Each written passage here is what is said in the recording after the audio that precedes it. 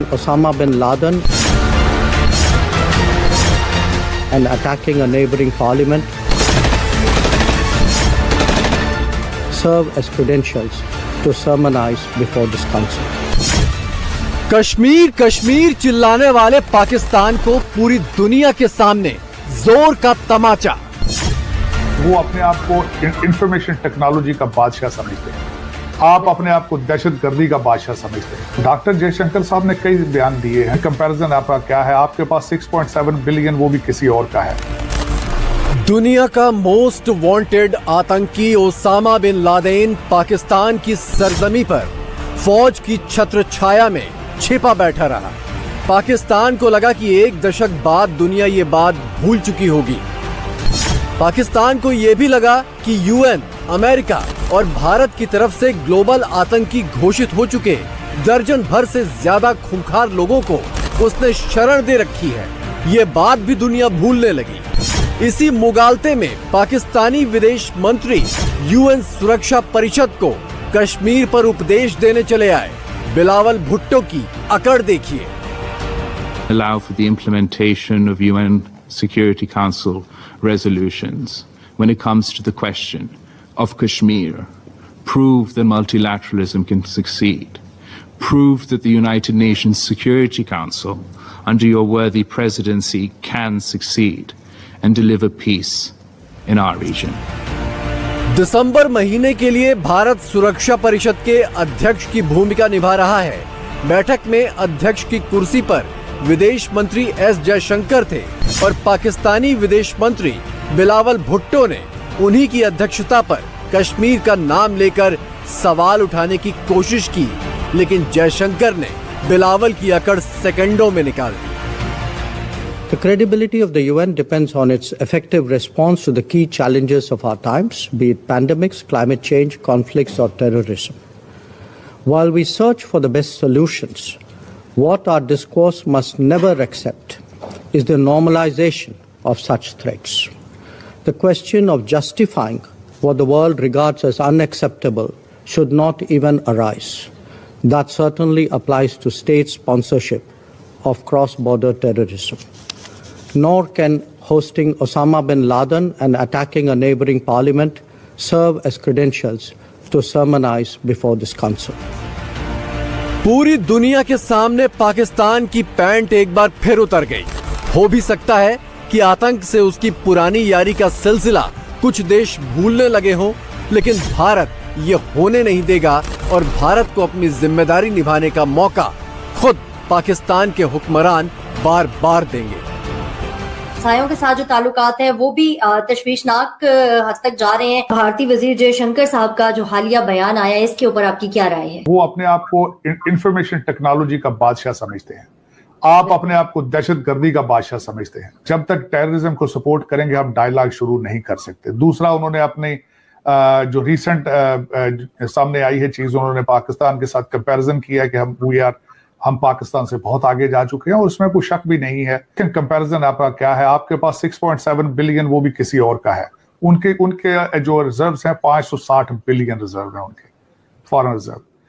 उनके पास एक ship career पहले मौजूद था, अब दूसरे की कंस्ट्रक्शन उन्होंने शुरू कर दी है। तो ये एक एप्पल टू ऑरेंजेस है कंपैरिजन। तो डॉक्टर जयशंकर साहब का बिल्कुल इसी तरफ उनका फोकस था। आपके वो सार्क में भी नहीं, आप उनकी वजह से आपकी सार्क की मीटिंग भी नहीं हो रही, आपके क्रिकेट में भी वो साथ आपका नहीं दे रहे, बल्कि वो पाकिस्तान ऑक्युपाइड कश्मीर के ऊपर रोजाना कोई ना कोई बयान दाग देते हैं। इसमें आपकी कमजोरियां हैं। आप इस वक्त बिल्कुल फ्री फॉल पर हैं। सिर्फ मैं समझूंगा अभी तक तो मैं वेट ही कर रहा हूं कि आसिम मुनीर साहब पाकिस्तान को बचाने के लिए क्या कोशिशें करते हैं। बड़ा नाजुक वक्त है, बड़ा नाजुक मरहले से गुजर रहे हैं। कश्मीर के नाम पर आतंकवाद को धंधा बनाने वाला पाकिस्तान अब खुद जिहाद की आग में जल रहा है। अफगानिस्तान सीमा पर तालिबानी लड़ाकों ने एक बार फिर पाकिस्तानी सैनिकों और आम लोगों को निशाना बना लिया।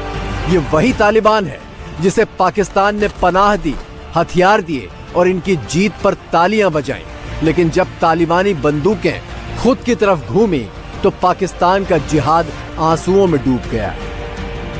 मैं भी बहुत अजीब हूँ, इतना अजीब हूँ कि बस खुद को तबाह कर लिया और मलाल भी नहीं। जिनके रेफ्यूजीज पनाह गुज़ीनों को या आने वाले महाजरीन के चक्कर में हम अपने मुल्क में खुद रेफ्यूजी बन गए हैं। अफगानिस्तान के चक्कर में हमने पाकिस्तान को गैर मुस्तहकम कर लिया है।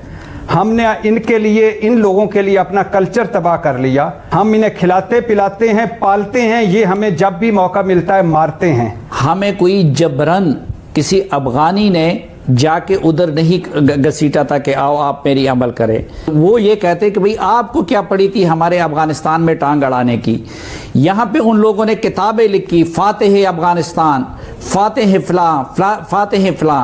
अफगान तालिबान एक दहशतगर्द गिरोह है, लेकिन इसका मतलब ये नहीं है अफगान और अफगान रेफ्यूजीज दहशतगर्द हैं। तो यहाँ पे जिस तरह का रेसिज्म, जिस तरह की नफरत वो डेली बेसिस पे परसिक्यूशन फेस करते हैं, ये कहना हमने उन पे एहसान किया है, ये भी तो एक एटिकेट की बात है ना। अगर आप किसी के लिए कुछ करते हैं, रेफ्यूजीज को वेलकम करते हैं, तो हर वक्त ये जताना नहीं चाहिए कि हमने आप पे क्या एहसान किया। क्या यूरोप में जो मुसलमान पाकिस्तानी रेफ्यूजीज गए हैं, क्या यूरोप भी इस तरह का एटीट्यूड अपनाए तो हम किस तरह उसको ट्रीट करेंगे। वैसे तो पाकिस्तान ने खुद को तबाह करने के सारे सामान जुटा रखे हैं, लेकिन सबसे बड़ा खतरा उसकी जमीन पर छुट्टा घूमते यही आतंकवादी हैं। जिस एटम बम पर पाकिस्तान इतरा रहा है, वो बम किस कट्टरपंथी के हाथ लग जाए इसका कोई ठिकाना नहीं। हाल ही में अमेरिका ने एटमी जानकारियां लीक करने के आरोप में 6 पाकिस्तानी कंपनियों को बैन भी किया है। क्या पाकिस्तान पे इतनी गुर्बत आ गई है कि अब हमें अपनी एटॉमिक पावर के जो हैं प्रोग्रामिंग्स और चीज़ें सेल करनी पड़ रही हैं?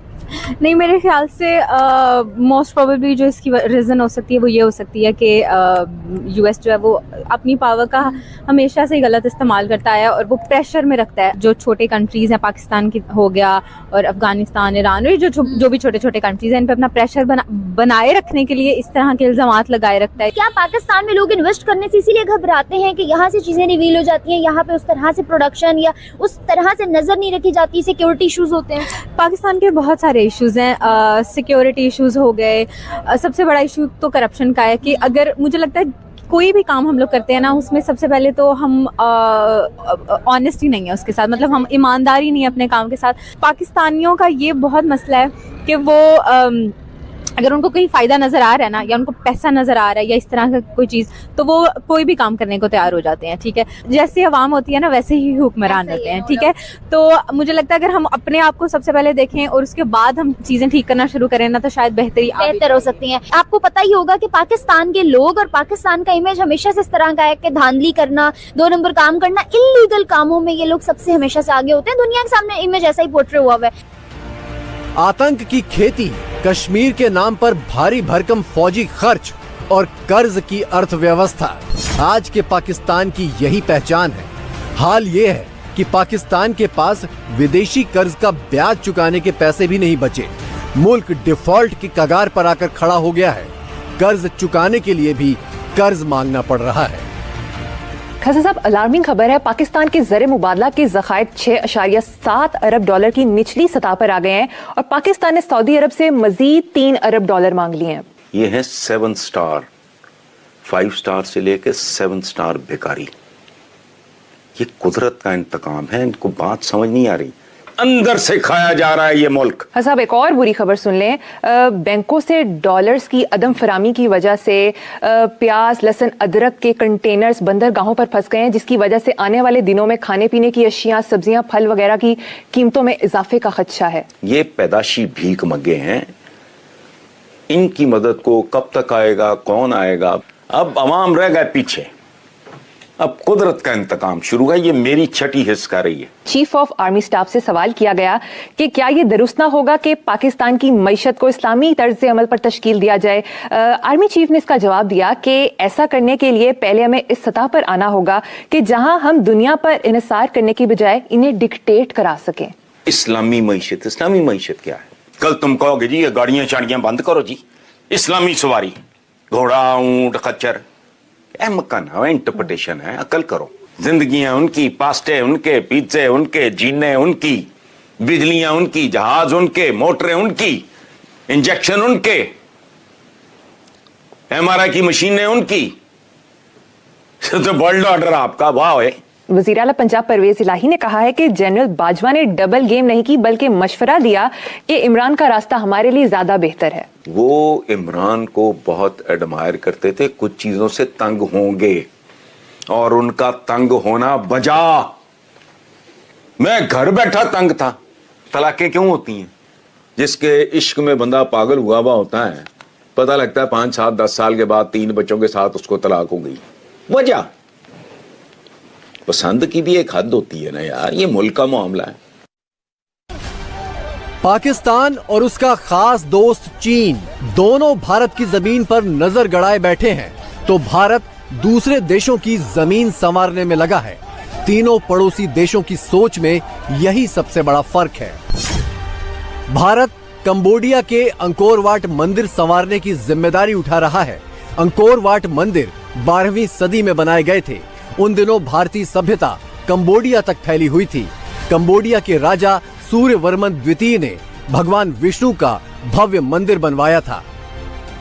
एस जयशंकर की तरफ से फिर से एक धमाकेदार धुआंधार सी स्टेटमेंट सामने आई है और वो स्टेटमेंट ये है जी कि इंडिया से बाहर जो टेम्पल्स हैं और जो भी कल्चरल विंटेज है, हेरिटेज है इंडिया का, उसको रिस्टोर किया जाएगा। अगर यही चीज पाकिस्तान में भी की जाए, रिस्टोरेशन की तरफ अगर हम मूव करते हैं, तो ऑल्दो ये हमारी इकोनॉमी को बहुत ज्यादा सपोर्ट कर सकती है। तो ये तमाम चीजें जो अच्छी चीज है, चाहे वो इंडिया की तरफ से हो रही है या कोई और कंट्री भी कर रही है, ऑल्दो राइवलरी तो अपनी जगह पे होती है, लेकिन हर अच्छी चीज को प्रमोट करना चाहिए। If we will not give respect to our culture, language, तो कोई दूसरा भी रिस्पेक्ट नहीं देगा। तो एक्चुअली वो अपने आप को रिस्पेक्ट दिलवाना चाह रहे हैं। जयशंकर जो है उसकी आप इंटरनेशनल लेवल पे देखें एक वैल्यू बनी हुई है। जयशंकर पहले तो सिर्फ अपने मुल्क के लिए सोच रहा था ना, हम इस तरह करेंगे प्लान कर रहा था, लेकिन ये न्यूज मैंने भी पढ़ी है। बहुत अच्छी बात है कि अपने कल्चर, अपने मजहब से जुड़े रहना, ये सबसे बड़ी बात होती है।